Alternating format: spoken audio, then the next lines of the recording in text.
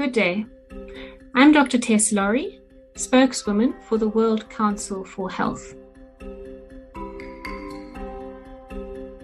The World Council for Health is appalled at the way world-renowned tennis champion Novak Djokovic has been treated in Australia. Upon his arrival in Melbourne, he's been harangued, locked away, embarrassed and barred from seeking his next title as defending champion at the Australian Tennis Open. Djokovic has chosen, for whatever his own personal and medical reasons are, not to take the experimental COVID injection. Djokovic applied for and was granted a medical exemption by an independent panel. We understand that he had the required visa to enter Australia and has now been detained by the Australian government. Djokovic has asserted his right to his own medical privacy, refusing to speak of his medical status, something every person should be entitled to at all times.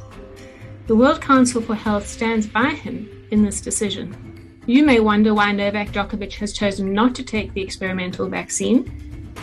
Like you, the World Council for Health would love to hear his reasons. However, as emerging data continue to highlight serious safety concerns, it makes sense that a leading sportsman would be cautious about these novel gene-based therapies. Is this something other athletes are also aware of? We encourage you to ask these questions. World Council for Health is monitoring developments in Australia and stands with tennis champion Novak Djokovic for freedom of choice and against discrimination. You can read the full statement in support of Novak Djokovic by the World Council for Health on our website. Meanwhile, the World Council for Health will continue to keep you up to date with positive news of early COVID treatment and prevention options.